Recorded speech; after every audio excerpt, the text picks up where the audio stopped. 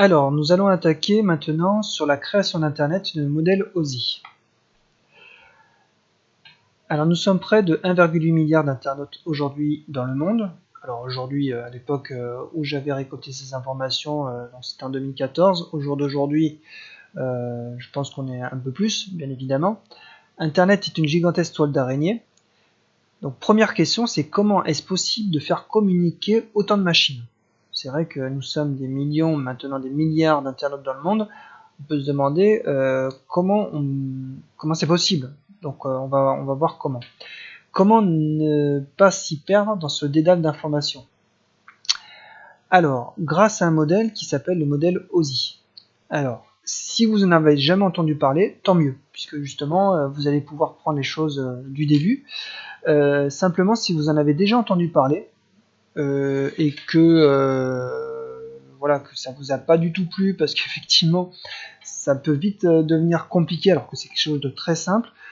Surtout, essayez de suivre, puisque en fait, l'idée de cette chaîne, c'est d'essayer de vulgariser au mieux les réseaux informatiques, de manière à, en fait, c'est un peu les réseaux pour les nuls, pour essayer justement de vous expliquer les bases. Alors, loin de moi de vous donner des détails extrêmement précis, sauf si évidemment vous avez des questions, vous avez toujours des commentaires pour poser des questions, mais vraiment là c'est pour essayer de faire ça le plus simplement possible, de vous donner vraiment les bases, et si après effectivement vous voulez approfondir, eh bien rien ne vous empêche d'aller sur internet. Vous avez des centaines de milliers, j'ai envie de dire, de sites qui sont très bien expliqués, qui sont sûrement mieux expliqués que moi, mais voilà quoi. Et puis des livres aussi numériques ou papier qui sont très très très bien faits.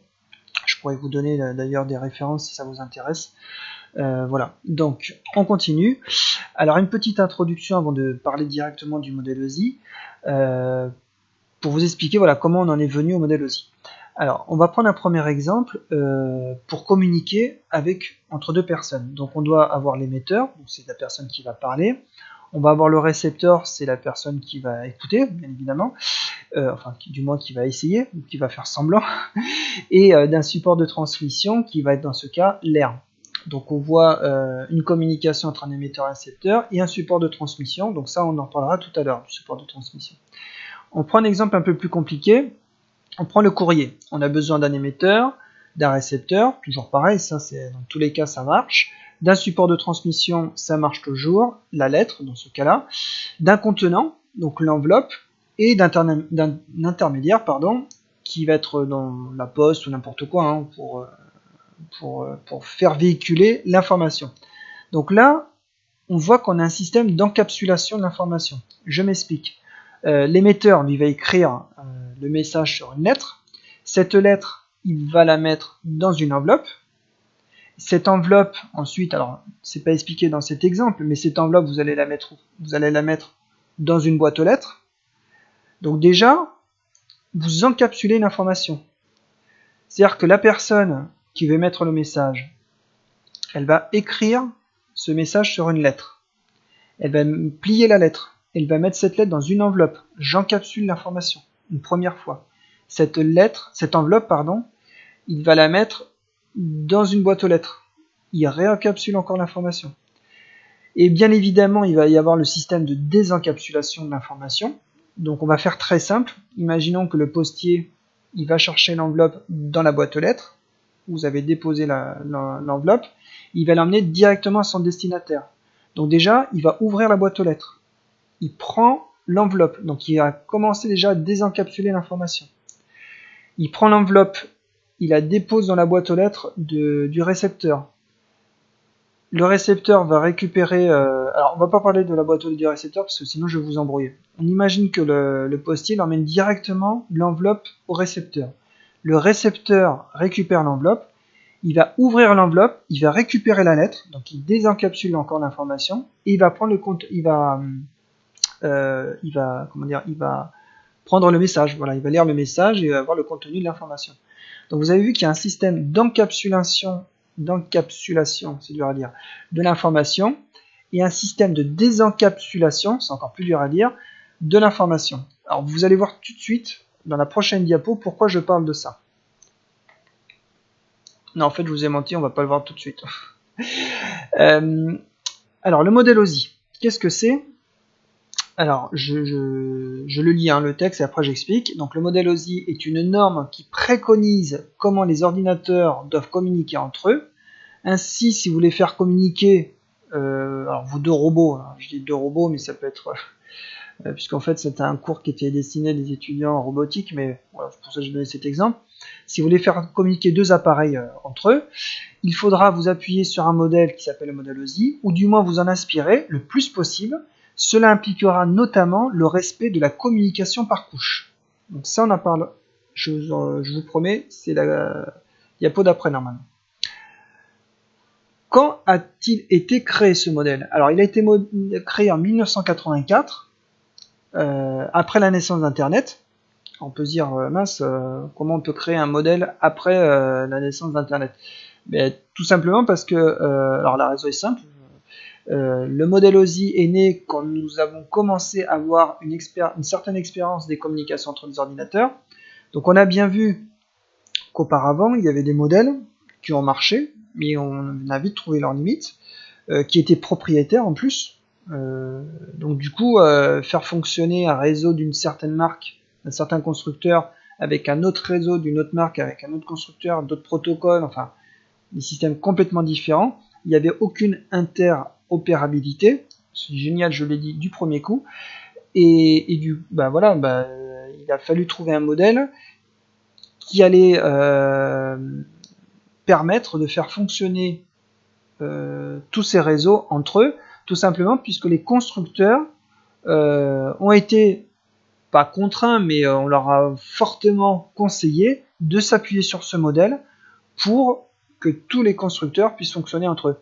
Alors je vous avoue qu'il y a des constructeurs qui ont, on peut appeler ça des rebelles, qui ont effectivement continué avec des réseaux propriétaires, mais voilà, ils ont perdu. À la fin, ils ont perdu. Ils ont été obligés de se plier entre guillemets à une norme. Alors, ça fait un peu dictature, mais non, en fait, l'idée c'était vraiment de trouver un modèle simple qui puisse aller à tout le monde et que tout le monde puisse justement s'appuyer dessus pour avoir des choses complètement normalisées. Alors, le modèle OSI, c'est quoi?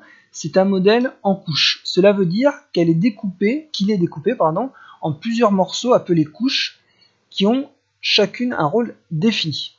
Alors, je vous invite à surtout regarder le modèle de gauche. Alors, modèle TCP/IP, c'est un modèle plus simplifié, mais pour moi, qui complexifie les choses finalement, puisque le modèle OSI, c'est pour moi la meilleure façon d'expliquer les réseaux informatiques. Mais je vous invite à vous documenter sur le modèle TCP/IP, bien évidemment. Donc on a un système avec plusieurs couches, couche 1, couche 2, jusqu'à la couche 7. Et l'idée c'est vraiment d'avoir chaque couche qui va avoir un rôle défini. On verra après la particularité de ce modèle. Tout simplement, ce que je vais vous expliquer ici, c'est que au niveau de ce cours, nous n'allons traiter que les couches 1 à 4. Vous verrez pourquoi après. Les couches 5 à 7, c'est hors champ de ce cours. Alors j'en parlerai peut-être, puisque forcément, quand je vais parler de couches applications, je vais vous parler du navigateur internet préféré, que ce soit Firefox, que ce soit à part Firefox, il y a Internet Explorer et d'autres, voilà, il y en a plein. Bon, voilà, personnellement j'utilise Firefox, c'est pour ça que c'est le premier qui me vient à l'esprit. Donc voilà.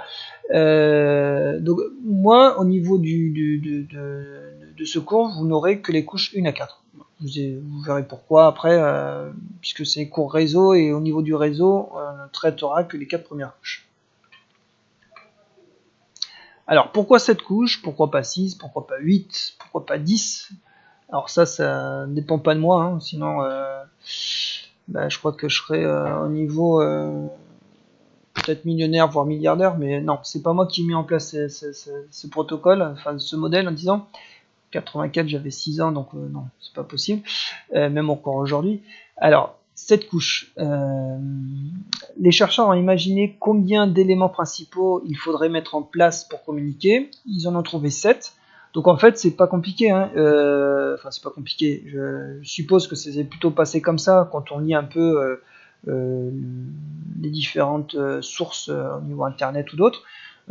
C'est vraiment, quand je vous expliquais que les constructeurs se faisaient la guerre et tout, en fait, à un moment donné, ils ont dit stop, on va tous se réunir, on va tous réfléchir à un modèle qui va aller à tout le monde, hein, un modèle simple. Et vous verrez qu'il y a 2 règles à respecter dans le modèle OSI, que tout le monde essaye de respecter, puisque enfin, sinon ça va être le bazar.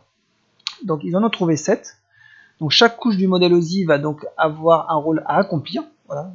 Une couche, il y a un rôle. D'accord? Donc le rôle qui est dans la couche 1, il ne sera pas dans la couche 3. Hein, et ce qui est dans la couche 3, ce ne sera pas la couche 7. Voilà, c'est vraiment chaque couche a son propre rôle. Et l'ensemble de ces rôles va permettre de communiquer d'un ordinateur à un autre. Voilà.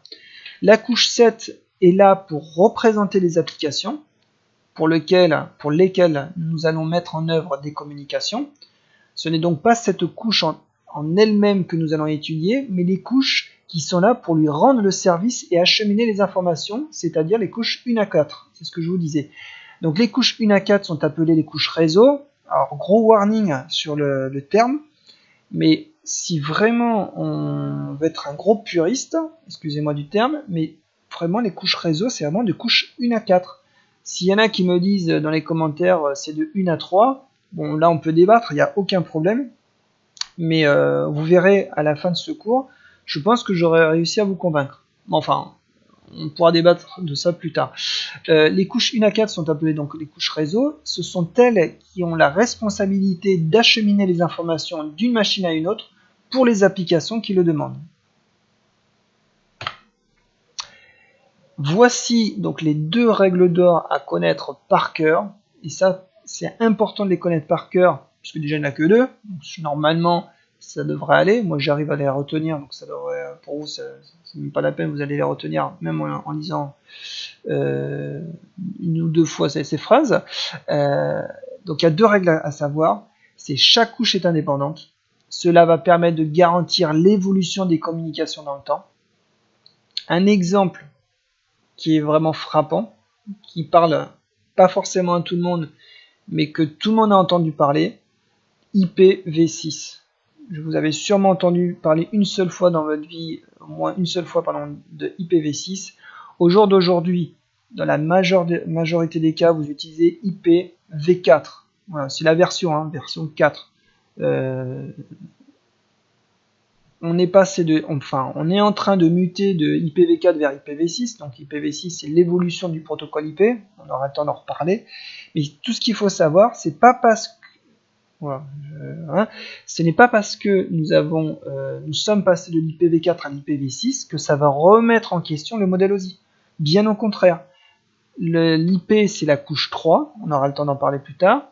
C'est la couche 3. Eh bien, la couche 3 va changer, elle change depuis de nombreuses années, ça passe de l'IPv4 à l'IPv6, eh bien ça ne remet pas en question le modèle. Et ça, c'est super important. C'est super important puisque vous pouvez changer des choses au niveau de la couche 1, on verra à quoi ça sert, et c'est très simple à comprendre, et vous allez le comprendre tout de suite. La couche 1, c'est le média. Hein. Si je passe d'un câble cuivre à un câble fibre optique, ça ne changera rien. La communication, ça sera toujours de l'IP, de l'IPv4 ou de l'IPv6, mais ça ne va pas remettre en question l'IP. D'accord ? Et la deuxième règle à connaître, c'est chaque couche ne peut communiquer qu'avec une couche adjacente. Ça veut dire que la couche 1 ne peut communiquer qu'avec la couche 2, la couche 2 avec la couche 1 et la couche 3, la couche 3 avec la couche 3, la couche 3 avec la 2 et la 4, et ainsi de suite. Ça, on aura le temps d'en reparler un peu plus tard. Mais c'est très important de le savoir également. D'accord ? Donc voilà, c'est les 2 règles à savoir. Il n'y en a pas 50, il y en a 2. Essayez de les connaître par cœur, puisque le jour où vous avez un problème, vous allez vous remettre dans ce contexte-là, et vous dire « Ah oui, c'est vrai ». Et vous verrez que c'est important de le connaître. Voilà, c'est terminé pour ce 2e cours. Le prochain cours, donc on va parler de la couche 1. Donc voilà. Merci à tous, n'hésitez pas à mettre des commentaires, comme toujours, à poser des questions, à critiquer en bien, en mal, à m'insulter, à faire ce que vous voulez. N'hésitez pas, c'est que bénéf, hein, si j'ai des commentaires, ça veut dire que vous regardez cette chaîne et ça me fera très très plaisir. Donc à bientôt pour de nouvelles aventures. Au revoir.